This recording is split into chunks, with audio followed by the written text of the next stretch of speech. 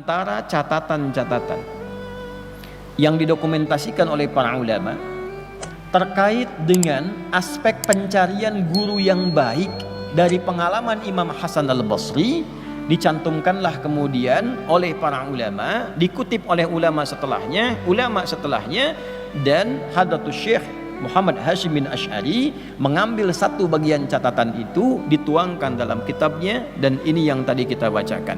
Apa kata Imam Al-Hasan Al-Basri, sosok yang diasuh oleh istri Nabi sallallahu alaihi wasallam, sosok yang diasuh oleh para sahabat, didoakan oleh para sahabat, didoakan oleh Umar bin Khattab radhiyallahu taala anhu. Di antara wasiat atau pesan kuat beliau bagi para penuntut ilmu yang ingin mencari guru, perhatikan kalimat berikut. Qala, beliau menyampaikan, uqubatul ilmi, sungguh hukuman bagi ilmu itu, mautul qalbi, ialah wafatnya hati, matinya hati. Nah, jadi ada nastapa ilmu, ilmu yang nastapa, ilmu yang terhukum, ya, punya ilmu tapi terhukum. Awas tuh. Jadi ada ustad-ustad, ada kiai dalam tanda petik ya, ada habib dalam tanda petik, para pengajar-pengajar, nih guru-guru di sekolah juga masuk nih. Awas, hati-hati ya. Pokoknya yang dititipi ilmu buat ngajar. Ada yang hatinya mati, yang ilmunya terhukum. Dia punya ilmu, ngajar, tapi hatinya mati, ilmunya terhukum. Nah, ini kurang layak untuk diambil ilmunya. Kurang layak untuk diambil ilmunya. Apa yang dimaksud dengan matinya qalbu itu sehingga ilmunya terhukum? Faqila lahu ma mautul qalbi, maka dikatakan pada beliau, ditanyakan, apa yang dimaksud dengan matinya hati dari seorang pengajar ilmu itu? Qala, beliau menjawab, talabud dunya bi'amalil akhirah. Talabud dunya, yaitu kondisi hati yang menuntut dunia, bi'amalil akhirah, dengan menampakkan amalan akhirat. Yaitu munculnya ustad-ustad, guru-guru, para kiai dalam tanda petik ya. Saya kasih petikan itu karena nama ini sejatinya tidak layak dengan apa yang disampaikan dalam keterangan ini. Ya, para ustad, para guru, para habib, para kiai, misal dalam tanda petik mautul qalbi, yang hatinya mati, ilmunya terhukum karena ternyata orientasi mengajarnya itu bukan mencari akhirat, menuntut dunia. Cuma yang ditampakkan amalan akhirat. Kayaknya ngajar Quran, tapi ternyata yang dicari tarifnya. Ustadz, ini nanti mau ada akad nikah nih, bisa nggak Ustadz ngaji? Boleh ya, cuma asal tahu aja ya, saya kan berangkat dari situ ya, ada bensinnya, jam sekian kan saya nggak sarapan juga lah gitu ya, 2 digit lah. Udah pakai begitu tuh. Ini mautul qalbi nih ya, nanti ngajinya cuman kedengaran suara gelombang-gelombangnya aja tuh, echonya tinggi, naik turun, naik turun, naik turun. Tapi yang dicari apa? Dunianya. Ya, tidak semua begitu. Ini cuma ditandai aja. Kalau ada yang begitu, hatinya mati. Maka nanti bacaannya nggak sampai ke jiwa. Apalagi ke pengantin. Ya, pengantin mikirnya cepat akad aja nanti tuh. Ya, sama. Ini pengajar demikian. Jadi kalau di sekolah-sekolah Islam, murid-muridnya tidak berkembang baik, coba cek gurunya. Coba cek gurunya.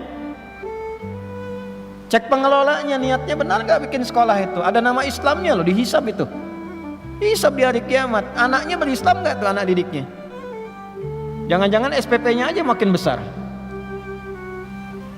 Jangan-jangan guru yang datang pun datangnya mencari amplopnya saja. Ngajar di mana? Sekian, gajinya berapa? Sementara dia yakin rezeki sudah diatur oleh Allah. Ya, ini saya tidak bicara di level biasa, saya level pengajar. Bicaranya di level pengajar. Kalau sudah orientasi gurunya, ustadznya, pengajarnya hanya mencari dunia, maka ilmunya tidak akan berkah. Itu yang tidak memberikan pengaruh ke hati, ke jiwa-jiwa anak didiknya. Coba cek sekolah itu. Sholatnya bagaimana anak-anak itu? Kenal Allah gak? Ngajinya bagaimana? Jadi kalau ada perkembangan anak tidak seperti yang diharapkan, yang dicek pertama kali bukan keadaan anaknya. Yang pertama, coba bagaimana cara guru mengajarnya. Bagaimana niatnya. Ustadz juga sama di masjid-masjid ini. Ya, coba lihat berapa keberkahan yang bisa diberikan oleh Allah kepada murid-muridnya. Salah satu yang harus penting untuk diupayakan adalah ini, mengembalikan niat kepada amal akhirah wa talabul akhirah. Ini. Nah, jadi kalau misalnya Anda menemukan orang-orang yang mengajar belum apa-apa bicaranya sudah dunia, itu hatinya sudah mati. Ilmunya terhukum. Bagaimana Anda bisa belajar dari sosok yang ilmunya pun terhukum? Hatinya mati. Tapi yang ditampilkan tuh performansnya seperti akhirat. Pakaiannya pakaian akhirat, bicaranya tentang akhirat. Padahal di hatinya pencarian dunia. Nah, inilah yang diingatkan tadi dari imam kita saat bacaan di Asy-Syu'ara tadi, ayat 128 sampai 145 tadi. Allah. Ya. Idz qala lahum akhuhum salihun ala tattaqun. Ya. Sampai ke kalimat yang sangat indah sekali. Wa ma as'alukum alaihi min ajrin in ajriya illa ala rabbil alamin. Itu manhajnya para nabi, para rasul. Aku kalau ngajar, acuan utamaku tuh bukan upah, bukan honor, bukan gaji dari kalian. Karena honorku sudah ditetapkan oleh Allah. Gajiku sudah diatur oleh Allah.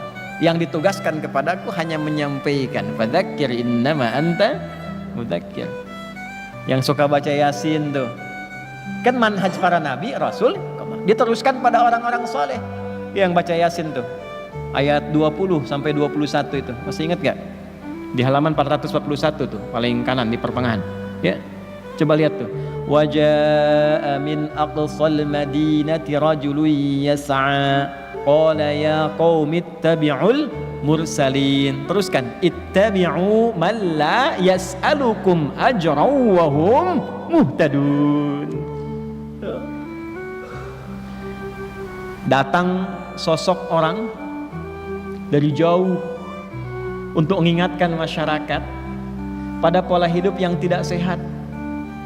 Susah diingatkan orang yang baik-baik, yang lurus-lurus, tapi hobinya memang kadang-kadang ngundang orang-orang tapi nggak jelas. Cuma buat tertawa kadang-kadang, cuma buat pamer bahwa saya bisa ngundang si fulan, buat rame gitu kan. Maka diberikan standar. Ya qaumi ittabi'ul mursalin. Ya kaumku, ikutilah orang-orang yang diutus ini, sosok-sosok yang diutus ini. Ya, siapa tipikal orang diutus ini? Ittabi'u man la yas'alukum ajra. Kalau Anda ingin belajar, ingin ikut, bukan cuman ikut menuntut ilmunya, tapi menuntut akhlaknya, menuntut kepribadiannya, mengamalkan amal soleh yang bisa Anda teladani itu. Coba cari man la yas'alukum ajra. Orang yang sedang mengajar pun dia tidak pernah kepikiran tentang materi duniawi. Yang dia pikirkan bagaimana Allah ridha, yang dia pikirkan bagaimana ilmu sampai, yang dia pikirkan bagaimana amal bisa terawat. Wahum muhtadun. Orang inilah yang mendapatkan petunjuk dari Allah Subhanahu wa taala. Jadi yang pertama, kondisi hati seseorang yang mati itu ketika pengajarannya diikat oleh unsur duniawi. Ya. Bahasa tegasnya kalau dalam Quran tuh ginilah. Wala tamnun tastakthir. Jangan engkau berusaha memberi orang lain dengan pengajaranmu, dengan ilmu yang Allah titipkan padamu, dengan berharap kompensasi dunia yang dinilai olehmu lebih banyak. Tastakfir tuh minta lebih. Baru ngajar sekali udah minta naik gaji. Udah kan? Gajinya berapa? Datang, baru masuk, Pak saya ngajar kan anak-anak gampang pahamnya tuh. Kalau besok nggak naik gaji saya nggak mau saya ngajar lagi. Wala tamnun tastakthir. Itu hal yang pertama. Jadi kalau Anda ngundang orang yang dalam tanda petik disebut ustadz itu sudah minta tarif di awal, udah coret. coret, karena yang bersangkutan sifatnya dicoret oleh para ulama. Coret, mautul qalbi, uqubatul ilmi, ini ilmunya terhukum. Nanti kalaupun datang, ilmunya diikat dengan tarifnya, segitu aja. Anda bisa ketawa saat itu, tenang saat itu, habis itu muncul lagi masalah, nggak selesai jadi solusi. Gitu aja, nggak ada manfaat. Ada yang nyampaikan bukan saya, ya dari isi kitab. Makanya ulama-ulama ini kembalilah ke jalannya yang betul itu. Jadi ahli kitab, jangan jadi ahli proposal. Ya, jadi ahli kitab. Makanya di Timur Tengah biasanya ulama-ulama itu dirawat oleh negara. Kalau kita itu Kementerian Agamanya mendata para ulama-ulama sampai ke masjid-masjid muadzinnya digaji. Ya, karena zakat umat Islam di Indonesia ada dana abadi umat dan sebagainya. Ya, kerjasama dengan Basnas, masukkan ke satu bagian itu untuk ulama-ulama mengajar, ustadz-ustadz supaya kesejahteraannya meningkat. Jadi begitu mengajar karena sudah sejahtera, sudah bagus, nggak mikirin lagi duniawi. Di Timur Tengah begitu. Saya waktu diangkat jadi amin khutbah di Tripoli, diberikan gaji, berikan honor, dan nggak pernah terpikir tuh ulama-ulama itu, nggak pernah terpikir. Makanya ustadz-ustadz, dai-dai yang datang dari luar, ada biasa yang dari Mesir, Al-Azhar datang mengajar ke sini, beberapa dari syekh-syekh itu suka bingung di Indonesia, ya karena habis ngajar diamplopin, malah bingung.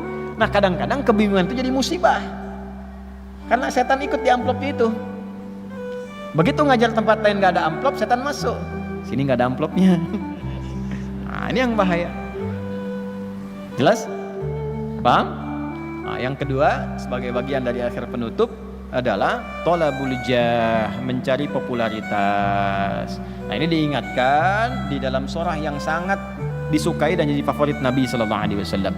Fadzakir innama anta mudzakir lasta alaihim bimusaitir. Di surah Al-Ghasyiyah, pasangan Al-A'la biasa dibacakan dalam subuhnya Nabi sallallahu alaihi wasallam selain surat-surat yang beliau biasa baca di lainnya. Ya, salah satunya ini Al-Ghasyiyah. Nabi selalu mengingatkan dirinya dengan surat ini. Muhammad, ingatkan orang, tugasmu hanya untuk mengingatkan, bukan menguasai orang lain, bukan memonopoli sesuatu. Ustadz juga sama, Nabi aja diingatkan apalagi ustadz. Adi, tugasmu hanya menyampaikan, bukan monopoli jamaah, memaksa jamaah. Jangan ngaji sama orang ya. Itu sama siapa Ustaz? Sama jin. Oh enggak, ngajinya di sini aja. Enggak boleh. Silahkan lepaskan. Ya. Maka bagaimana cirinya supaya ilmu berkah, supaya muridnya juga berkah? Dari guru tadi yang disampaikan kita ikuti, kita cari dengan baik. Lalu sambil mencari itu kita pun perbaiki diri. Jangan sampai gurunya sudah baik, muridnya yang tidak baik.